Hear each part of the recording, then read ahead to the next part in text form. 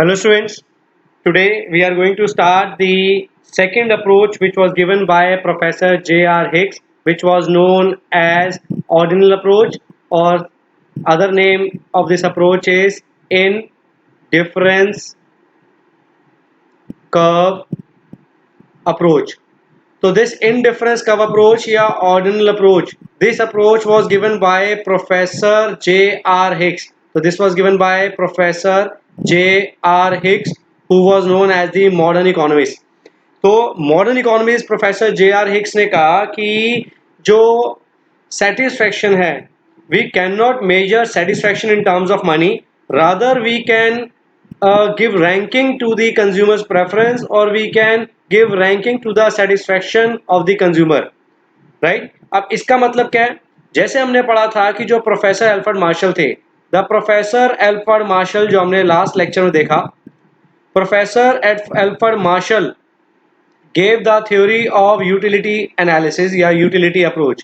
तो utility approach की theory में उन्होंने क्या पढ़ा था कि सिंगल गुड के केस में अगर कंज्यूमर की सेटिस्फेक्शन प्राइस के इक्वल हो जाए, या टू गुड्स के केस में दोनों गुड्स की satisfaction in ratio to their prices अगर इक्वल हो जाए, तो हम कंज्यूमर इक्विलिब्रियम निकाल सकते हैं.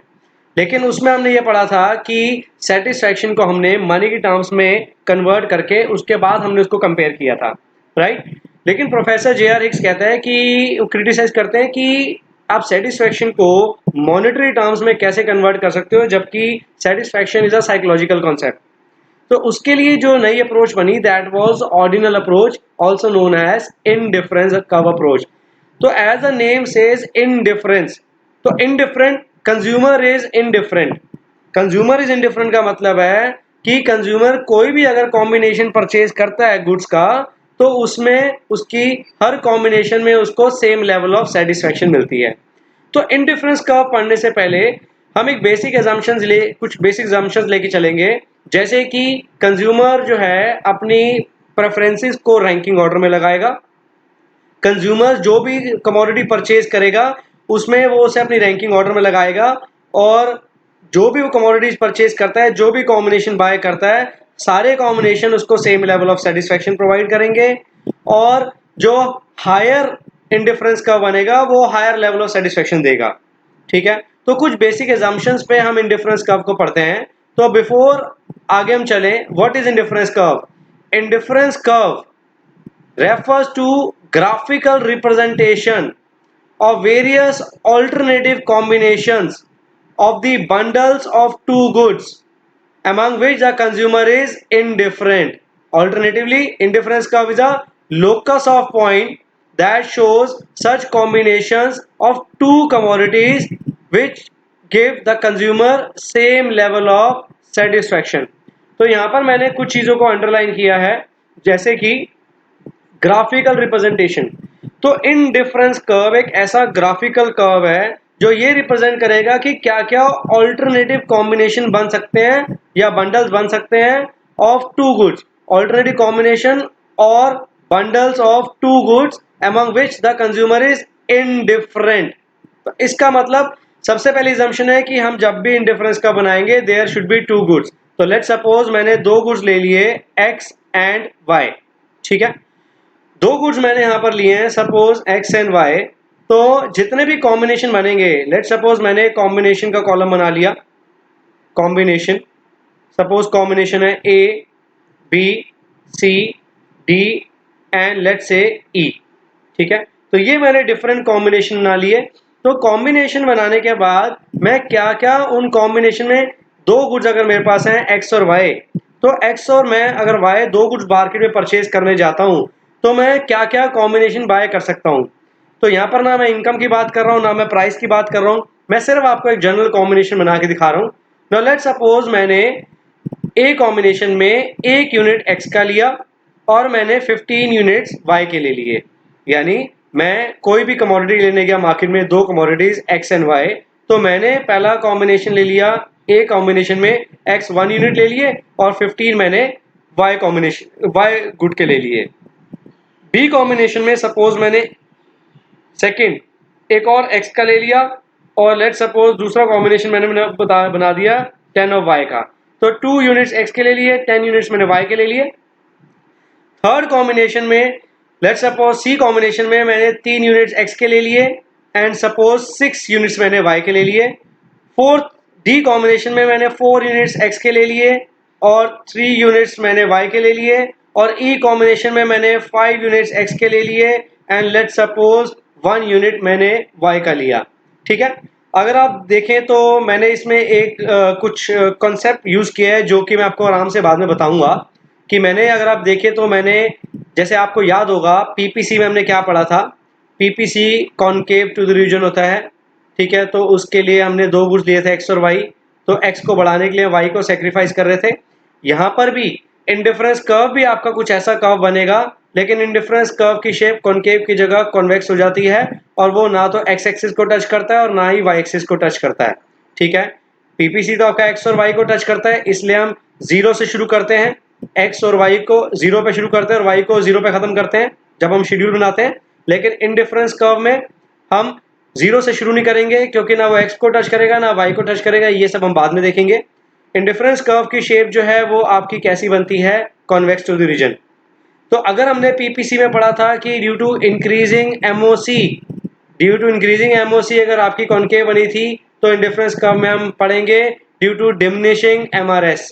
तो यहाँ एमआरएस है और वहां पर एमओसी था, तो ये सब क्या है, ये आगे आएगा। नाउ अब अगर हम बात करें कि ये जो मैंने शेड्यूल बनाया है, तो शेड्यूल मैंने इस तरीके से रिप्रेजेंट किया है कि आपकी shape convex to the region की तरह निकले। 1 2 3 4 5 एक्स के हमने यूनिट्स बढ़ाए और y के यूनिट्स में आप देखें तो 15 माइनस 10 5 का डिफरेंस, 10 माइनस 6 4 का डिफरेंस, 6 माइनस 3 3 का डिफरेंस और 3 माइनस 1 2 का डिफरेंस। तो यहाँ पर आपका जो चेंज आ रहा है, जो सेक्रीफाइस हो रहा है y का, वो डिमिनिशिंग होता चला जा रहा है। ठीक है, तो y का चेंज डिमिनिशिंग हो रहा है और हमने पीपीसी में जो y का सेक्रीफाइस है हमने इंक्रीजिंग दिखाया था। अगर हम दो कुछ लेते तो बिल्कुल उसका एक आप कहो कि मिरर इमेज चल रही है यहाँ पे। तो लेकिन हम यहाँ पर प्योरली अभी हम पीपीसी को यहाँ नहीं लाएंगे, अब हम इंडिफरेंस कर्व को प्रॉपर्ली समझेंगे। तो इंडिफरेंस कर्व एक वो ग्राफिकल रिप्रेजेंटेशन है, वो ग्राफिकल कर्व है जो ये शो करता है ऑल्टरनेटिव कॉम्बिनेशन।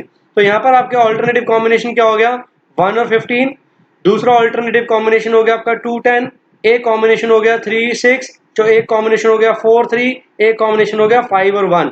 तो each combination is known as bundle. तो हर कॉम्बिनेशन को हम क्या बोलते हैं, each combination is known as bundle. ठीक है, and the collection of all the bundles are known as budget set.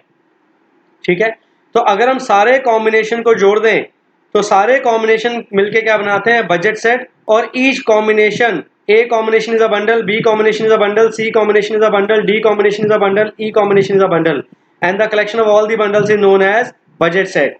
So alternatively indifference curve is a locus of point that shows such combinations of two commodities x and y which gives same level of satisfaction to consumer। तो जितने भी combination बन रहे हैं, चाहे वो ए B C D ई, जितने भी कॉम्बिनेशन हमने बनाए हैं, सारे कॉम्बिनेशन कंज्यूमर को क्या देते हैं, सेम लेवल ऑफ सेटिस्फेक्शन। इसलिए consumer is indifferent, consumer indifferent है, कंज्यूमर के लिए सारे कॉम्बिनेशन क्या है, सेम लेवल ऑफ सेटिस्फेक्शन देने वाले। अगर सेम लेवल ऑफ सेटिस्फेक्शन दे रहे हैं सारे कॉम्बिनेशन, तो इसलिए consumer is indifferent about buying any of the combination. तो कंज्यूमर इनमें से कोई भी कॉम्बिनेशन बाय कर सकता है, लेकिन उसे वो क्या करेगा, अपने रैंकिंग ऑर्डर में, अपने प्रेफरेंस के ऑर्डर में लगाएगा। अब इसका आपको एग्जांपल है बड़े अच्छे तरीके से देता हूं। लेट सपोज कि 3 कलर की टी शर्ट जो थी वो रखी हुई है काउंटर पे, रेड ग्रीन एंड से ब्लू। ठीक है, तो 3 कलर की टी शर्ट्स रखी हुई है, रेड ग्रीन और ब्लू। अब अगर ए से पूछा जाए कि आपको 3 में से तीनों शर्ट्स की कलर की टी शर्ट्स बाय करनी है, तो आप कौन सी लोगे, और एक टाइम पे आप एक ही ले सकते हो। अब एज ए कंज्यूमर, सपोज मैं ए कंज्यूमर हूं, मैं बोलूंगा मुझे तो तीनों ही पसंद है, रेड ग्रीन ब्लू तीनों कलर मेरे फेवरेट हैं और तीनों में से मैं कोई भी शर्ट ले लूं मुझे तीनों में सेम ही सेटिस्फेक्शन मिलेगी। लेकिन फिर भी अगर एज ए कंज्यूमर की प्रेफरेंस मुझे अगर चूज करना पड़े, तो मैं पहले क्या चूज करूंगा, लेट सपोज कि मुझे ब्लू पसंद है, मैंने पहले प्रेफरेंस अपनी ब्लू की रख ली, उसके बाद मैंने सेकंड प्रेफरेंस अपनी जो है ग्रीन की रख ली और उसके बाद मैंने अपनी प्रेफरेंस रेड की रख ली। लेकिन different consumers have their different behaviours. तो अगर बी कंज्यूमर आता है, बी कंज्यूमर कहता है नहीं मुझे तो पहले ग्रीन पसंद है, फिर मुझे रेड पसंद है, फिर मुझे ब्लू पसंद है, या सी कंज्यूमर कहता है कि मैं पहले रेड ले लूंगा, फिर ब्लू ले लूंगा, फिर ग्रीन। तो that means every consumer have their own preferences. Her consumer की अपनी प्रेफरेंस है, और कंज्यूमर अपनी प्रेफरेंस के अकॉर्डिंगली जो है अपने कॉम्बिनेशंस या अपनी सेटिस्फैक्शन, अपने प्रेफरेंसेस को सेटल करता है। ठीक है, तो उसी वे में यहाँ पर डिफरेंट कॉम्बिनेशंस हैं।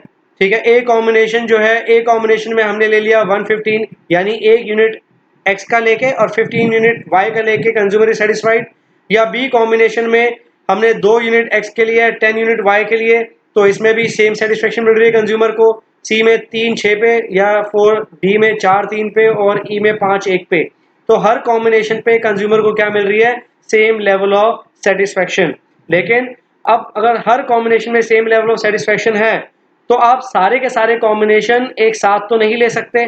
तो उसके लिए हम क्या करते हैं, कंज्यूमर अपनी सेटिस्फेक्शन को अपने प्रेफरेंस के अकॉर्डिंग लगाता है। तो लेट्स सपोज कि हमने इसी ऑर्डर में ए बी सी डी ई है, इसी ऑर्डर में कंज्यूमर अपने प्रेफरेंसेस को अरेंज कर रहा है। तो उसी के बेस पे लेट्स ड्रॉ आपका ग्राफिकल कर्व। तो एक ग्राफिकल कर्व बनाएंगे इसी के बेस पे।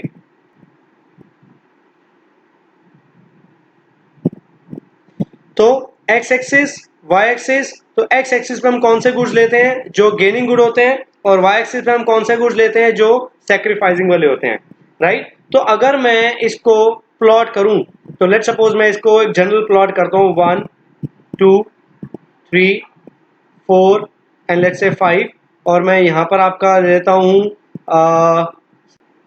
और y पे मैं लेट्स से कि 3 3 का या 4 4 3 3 का डिफरेंस ले लेता हूं, suppose 3 6 9 12 and let suppose 15।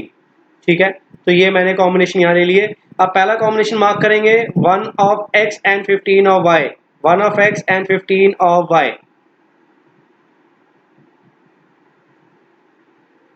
Second combination mark करते हैं,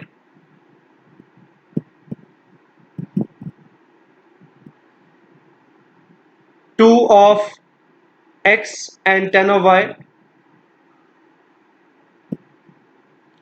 3 को मार्क करते हैं, थर्ड सी कॉम्बिनेशन को, 3 of x and 6 of y। Fourth पे मार्क करते हैं डी पे, 4 और 3, 4 of x and 3 of y। और फिफ्थ पे डी ई पे करते हैं, फिफ्थ उस पे और 1। ठीक है, तो अगर आप देखें, तो अगर मैं इसको प्लॉट करूं, तो इसकी शेप जो है, इफ आई प्लॉट दिस, तो ये समवेयर आपका, अगर आप प्रॉपरली कॉपी में बनाएंगे तो आपकी शेप कुछ ऐसी आएगी। इंडिफरेंस कर्व इसको हम बोलते हैं, this curve is no indifference curve which is आपका कॉन्वेक्स टू द रीजन। ठीक है, यहाँ पर हमने थोड़ा सा ग्राफ नहीं था तो हमने एक रैंडम फ्री एंड स्केलिंग कर ली। अदरवाइज अगर हम बात करें तो ये कुछ इस तरीके से ग्राफ आपका कर्व बन के आएगा। ठीक है, तो this is your IC curve. ठीक है, तो इस आईसी कर्व अगर हम देखें तो एक कॉम्बिनेशन हो गया आपका 1 और 15 का, दूसरा कॉम्बिनेशन हो गया आपका 2 और 10 का, तीसरा कॉम्बिनेशन हो गया आपका 3 और 6 का, चौथा कॉम्बिनेशन हो गया आपका 4 और 3 का, और फिफ्थ कॉम्बिनेशन हो गया आपका सपोज 5 और 1 का। ठीक है, तो each combination A B C D E, तो each combination is lying on a same indifference curve. तो सारे के सारे कॉम्बिनेशन जो हैं एक इंडिफरेंस कर्व के ऊपर आ रहे हैं, which represent that each combination on same indifference curve represent the consumer is getting same level of satisfaction. तो कंज्यूमर को हर कॉम्बिनेशन में सेम लेवल ऑफ सेटिस्फेक्शन मिल रही है। तो कंज्यूमर कोई भी कॉम्बिनेशन बाय कर सकता है, लेकिन कंज्यूमर ने अपनी प्रेफरेंसेस को रैंकिंग ऑर्डर में लगाया, पहले ए को, फिर बी को, फिर सी को, फिर डी को, फिर ई को।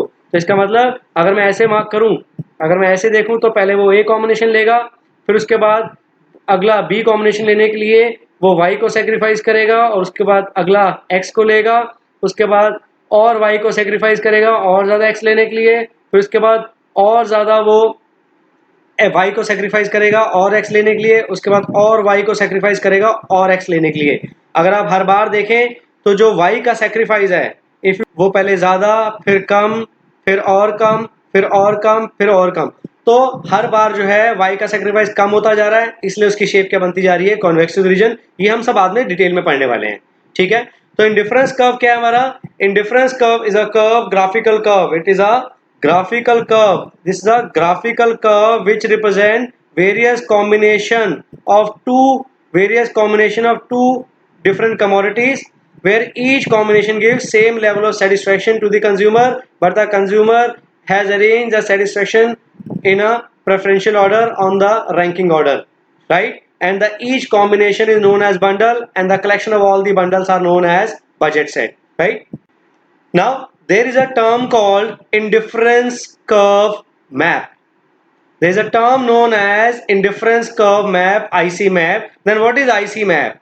IC map, the indifference curve map, is a collection of various indifference curve.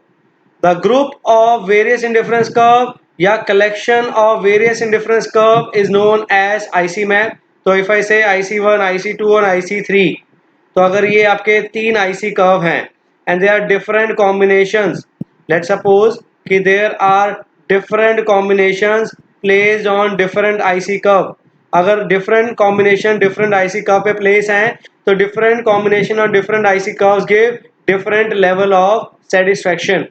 तो एक आईसी कर्व पे हमने यहाँ देखा था कि एक आईसी कर्व पे जितने भी कॉम्बिनेशन होते हैं वो सेम लेवल ऑफ सेटिस्फेक्शन देते हैं, लेकिन different combination different IC curve पे they give different level of satisfaction. तो अगर मैं आईसी 1 पे बोलूं ए बी और सी, तो A B and C are lying on same indifference curve, तो they are giving same level of satisfaction. तो सेम वे में अगर मैं बोलूं एक्स वाई जेड, तो X Y Z are giving same level of satisfaction but at the different IC curve IC2. तो same way में P, Q, R ये तीन combination are giving different level of satisfaction at the different IC curve IC3, right? तो different combination on different IC curve give different level of satisfaction, and IC map या indifference curve map is a collection of or the group of various IC curve. तो IC1 plus IC2 plus IC3 so on. So all the collection or group of all the IC curve is known as IC map. I hope यहाँ तो कोई doubt नहीं होगा. तो each higher IC curve, the combination on each higher IC curve give higher level of satisfaction. कैसे? Suppose मैं अगर इस B कॉम्बिनेशन की बात करूँ, कुछ एक हाइपोथेटिकल एग्जांपल लेके, सपोज मैंने 2 यूनिट्स ऑफ x और सपोज 5 यूनिट्स ऑफ y ले लिए, और इस y कॉम्बिनेशन पे अगर मैं थोड़ा सा मैं इसका कलर चेंज करता हूँ, थोड़ा सा आपको समझने में इजी आएगा. Now let's upon y combination में मैंने क्या किया, 3 यूनिट्स ऑफ x ले लिए और सपोज 6 यूनिट्स ऑफ y ले लिए, एंड लेट्स सपोज कि मैंने q कॉम्बिनेशन में सपोज मैंने 4 यूनिट ऑफ x ले लिए और मैंने 7 यूनिट्स ऑफ y ले लिए. तो मेरे पास जो डिफरेंट कॉम्बिनेशन क्या बने, 2 5 3 6 एंड 4 7. ठीक है, एक्स वाई गुड्स के कॉम्बिनेशन हो गए. पहला हो गया आपका 2 5 का कॉम्बिनेशन, एक हो गया आपका 3 6 का कॉम्बिनेशन, और एक हो गया आपका 4 और 7 का कॉम्बिनेशन. तो अगर मैं बोलूं कि ये तीन कॉम्बिनेशन हो गए A B and C, just example के लिए ए बी सी तीन कॉम्बिनेशन हो गए, तो इन तीनों कॉम्बिनेशन में से which indifference curve या which combination is giving higher level of satisfaction, तो C combination is giving higher satisfaction than B and B is giving higher satisfaction than A. तो कंज्यूमर जो है, कंज्यूमर अपनी प्रेफरेंसेस को ranking order में लगाता है, या कंज्यूमर उस कॉम्बिनेशन को पहले कंज्यूम करेगा जो उसको हायर लेवल ऑफ सेटिस्फेक्शन देगा. तो इन तीन कॉम्बिनेशन में सी उसको सेटिस्फेक्शन ज्यादा दे रहा है बी के मुकाबले में, और बी सेटिस्फेक्शन दे रहा है उसको ए के मुकाबले में. तो हम इसको ऐसे लिख सकते हैं, C is giving higher utility than B and B is getting higher utility than A. तो ये जो तीन हमने लिए कि where each higher indifference curve gives higher level of satisfaction, तो ये आपका होता है consumer preferences, which is also known as monotonic preferences of the consumer. तो monotonic preferences of the consumer का मतलब क्या है, अब ये देखते हैं. तो what is monotonic preferences? So monotonic preferences of the consumer का मतलब है consumer always prefer to buy that combination which gives him higher utility than the other combination. तो अगर हम बात करें A, B और C में, तो कंज्यूमर इन तीन कॉम्बिनेशन में से पहले किसको चूज करेगा? C को, फिर किसको चूज करेगा? B को, फिर किसको चूज करेगा? A को. So this is the monotonic preference of the consumer, where consumer preference to buy that combination which gives him higher utility than other combination. और इसका एक एग्जांपल हो सकता है, लेट सपोज मेरे पास दो इंडिफरेंस कर्व है IC1 एंड सपोज IC2, ठीक है. और अगर मैं दो कॉम्बिनेशन यहाँ पे बनाता हूँ, लेट सपोज ए कॉम्बिनेशन लेता हूँ मैं IC1 पे और बी कॉम्बिनेशन लेता हूँ मैं IC2 पे, और मैं अगर इसकी वैल्यू डालता हूँ, सपोज मैंने ली 2 4 और बी के केस में मैंने ले ली लेट सपोज 3 और 4. तो ए कॉम्बिनेशन इस केस में मुझे क्या देगा? ए कॉम्बिनेशन मेरा बन गया 2 और 4 का, और बी कॉम्बिनेशन मेरा बन गया 3 और 4 का. तो according to monotonic preference of the consumer prefers to buy that combination where either both the units of goods are giving more satisfaction than the other combination of two goods. ठीक है. और at least दोनों combination में से ए और B दोनों combination में से at least one good is giving the same level of satisfaction and other good of any of the combinations giving higher utility और higher satisfaction. तो इस केस में कंज्यूमर पहले बी को प्रेफर करेगा, फिर ए को प्रेफर करेगा, क्योंकि बी में उसको ज्यादा सेटिस्फेक्शन मिल रही है, हायर यूटिलिटी मतलब टोटल यूटिलिटी जो है 3 4 की ज्यादा मिल रही है बी कॉम्बिनेशन में एट IC2, और उसके बाद उसको क्या मिल रही है? कम, दैट इज 2 4. तो here B is more than A, so the total utility derived from B is more than the total utility derived from A combination. तो कंज्यूमर की मोनोटोनिक प्रेफरेंस में या तो दोनों में से दोनों गुड्स ज्यादा सेटिस्फेक्शन दे रहे हो रेस्ट ऑफ द कॉम्बिनेशन में से, या एटलीस्ट एक गुड तो दे रहा हो सेटिस्फेक्शन दूसरे कॉम्बिनेशन से. तो that is called monotonic preference of the consumer. तो आई होप कि आपको ये कुछ बेसिक चीजें क्लियर हुई होंगी कि इंडिफरेंस कर्व क्या होता है, इंडिफरेंस कर्व मैप क्या होता है, तो और मोनोटोनिक प्रेफरेंस क्या होती है, और इंडिफरेंस कर्व पे हम कॉम्बिनेशन कैसे प्लेस करते हैं. तो यहाँ जनरल आपको एक चीज माइंड में बिल्कुल रखनी है, दिमाग में बिल्कुल बिठा के रखनी है कि इंडिफरेंस कर्व एक ऐसा कर्व बनता है, ऐसा ग्राफिकल कर्व है जहां पर दो गुड्स, आपको मिनिमम दो गुड्स लेने ही पड़ेंगे, जहां पर कंज्यूमर दो गुड्स परचेज करने जाता है और दोनों गुड्स परचेज करने पे उसको अलग अलग लेवल ऑफ सेटिस्फेक्शन मिलती है दोनों गुड्स से. लेकिन जो कॉम्बिनेशन अगर वो बाय करे तो उस कॉम्बिनेशन में सारे कॉम्बिनेशन को सेम सेटिस्फेक्शन देते हैं. बस फर्क सिर्फ क्या है कि एक कमोडिटी के वो कम गुड्स ले रहे हैं और दूसरे के ज्यादा, और अगर उसको अगले कॉम्बिनेशन में एक को ज्यादा लेना है तो दूसरे को उसको कम करना ही पड़ेगा, क्योंकि यहाँ हम आगे पढ़ेंगे कि कंज्यूमर की जो इनकम है वो लिमिटेड है, और अपनी लिमिटेड इनकम से कंज्यूमर के क्या कॉम्बिनेशन बनाया कर सकता है. And when you know that whenever the resource are limited और द इनकम इज लिमिटेड, तब एक गुड की कंजम्पशन को बढ़ाने के लिए दूसरे गुड की कंजम्पशन को सेक्रीफाइस करना पड़ेगा. यही चीज हमने पीपीसी में भी देखी थी और यही चीज हम यहाँ पर भी देख रहे हैं कि अगर एक्स गुड की कंजम्पशन को बढ़ाना है तो वाई गुड की कंजम्पशन को सेक्रीफाइस करना पड़ेगा, जो कि हमने यहाँ पर देखा इस आईसी कर्व में. और आईसी कर्व के बहुत मेन प्रॉपर्टी क्या है कि IC curve is always convex to the region. अब ये क्यों होती है ये हम देखेंगे अपने आगे नेक्स्ट लेक्चर में. Right. Thank you so much.